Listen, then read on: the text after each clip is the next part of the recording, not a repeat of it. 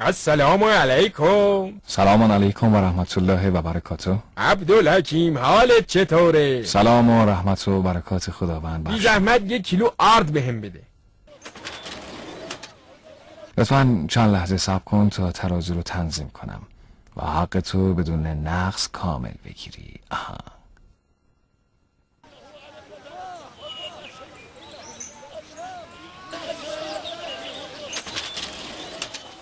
خب بفرما. این 1 کیلو آرد. یک تاجر امین دیدم و تو هستی، نمانند آنها که کیل و میزان را کم میکنند. وای بر اونها. ای عبدالحکیم حالت چطوره؟ ای الحمدلله خوبم. ابا عمرو کجایی؟ چند روزیه که توی مسجد نمیبینمت. مشغول جمع کردن محصول ذرت بودم و نمازم را در مسجد نزدیک مزرعه هم میخواندم. عبدالحکیم الحمدلله در این سال محصول فراوونه. آیا همش رو توی همین سال میفروشی یا بعضی از اونا رو انبار میکنی؟ مقداریش رو حفظ میکنم و بقیه را میفروشم که به جایش گندم بخرم.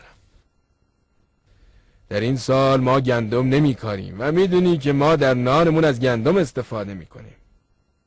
تو کی میری به بازار که محصولات رو بخری؟ با هم میریم، زیرا میخواهم بعضی از اشیا را از بازار بخرم. این چیزیه که منو خوشحال میکنه.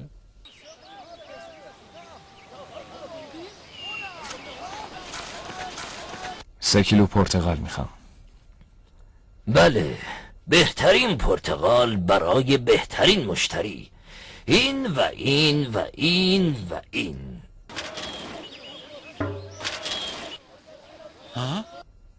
میشه 3 کیلو پرتقال. ای مرد، حق مردم رو درست ادا کن. کافه پرتقال هنوز درست تنظیم نشده. آیا در امین بودن من شک دارید؟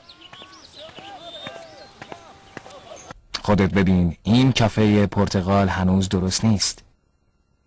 این کم فروشیه. به خودت نصیحت بکن. من پرتقالی ندارم که به تو بفروشم.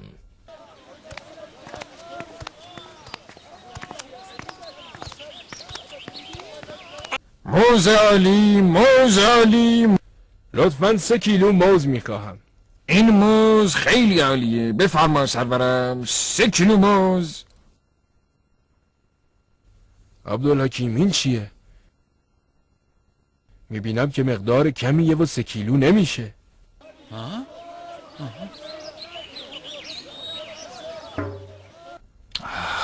تاجر، چرا این کافه با کافه دیگه فرق داره؟ میبینم این سنگین تر از اون یکیه. کار تو چیه؟ میخوای موز بخری یا تو کار خصوصی من دخالت کنی؟ چی کار میکنی تاجر؟ این یه نوع کم فروشیه. خداوند به کم فروشان وعده جهنم داده. در امین بودنم متهم میکنی.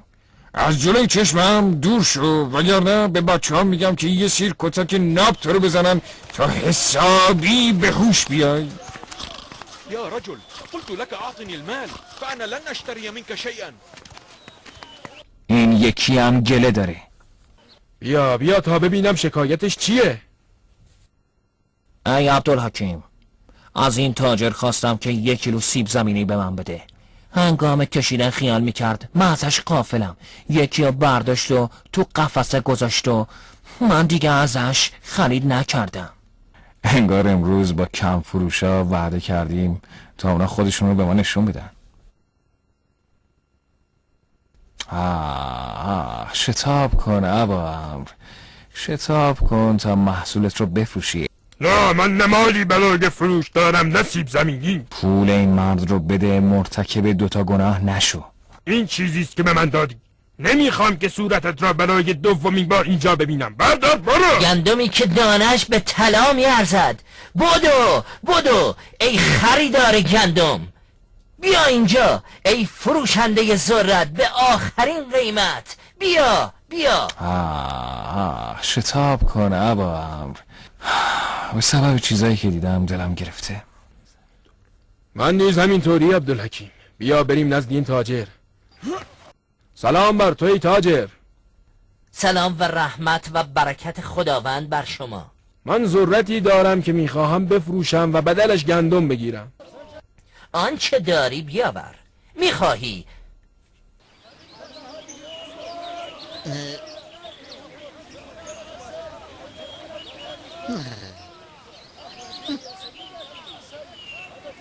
آنچه داری بیاور. میخوای مصرش گندم بگیری؟ بله. این چه کاری انجام میدی تاجر؟ داری میبینی چه کار میکنم. این چیزی که من میبینم اینه که وقتی ذرت رو میکشی بالاتر از میزان میریزی و به نفع خودت. وقتی گندم برای ابا امر میکشی ازش کم میکنی. ای مرد، من وقت ندارم که با تو آن را به هدر بدم. آیا کامل کنم یا پس بدهم؟ بله کاملش کن بدون کم فروشی. چه میگویی؟ میگم این کاری که انجام میدی کم فروشی در کیله. کم فروشا کسایی هستن که جهنم منتظر اونهاست. خداوند میفرماید وای به حال کم فروشان، کسانی که برای خیش کامل وزن و کیل میکنن و هنگامی که برای دیگران میکشند از آن میکاهند. آیا آنان گمان نمی کنند که در روزی عظیم مبعوث خواهند گردید، روزی که مردم در مقابل پروردگارشان باید حضور یابند؟ و الان تو خودت رو آماده این عذاب کردی چون از اونا زیاد میگیری و حقشون رو کم صدایت را میگی. پایین بیاور ای مرد. آیا میخواهی در میان تاجرها رسوایم بکنی؟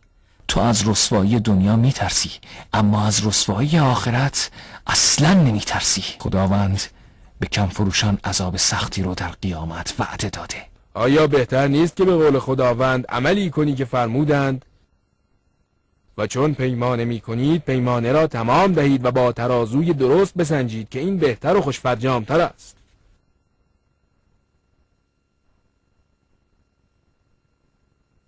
آهای تاجر، تو و کسایی که مثل تو هستن و کم فروشان دوست دارید که عذابی مثل عذاب قوم شعیب بر شما نازل بشه؟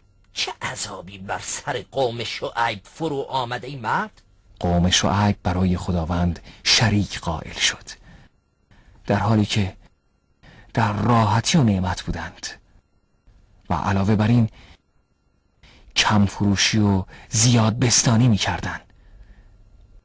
خداوند یگانه اونها رو به هلاکت رسون و فقط مؤمنان و کسانی که به حرفای شعیب گوش می دادن و کم فروشی نمی کردن نجات پیدا کردند.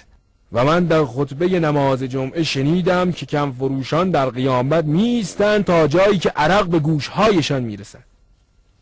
و گوینده ای گفت وای و صد وای برای کسی که به خاطر دانه گندم بهشتی را که پهنایش به اندازه آسمان ها و زمین است از دست می دهد و به خاطر دانه زیاد گفتن جهنمی را می خرد که کوههای دنیا در آن آب می شوند. این چیست؟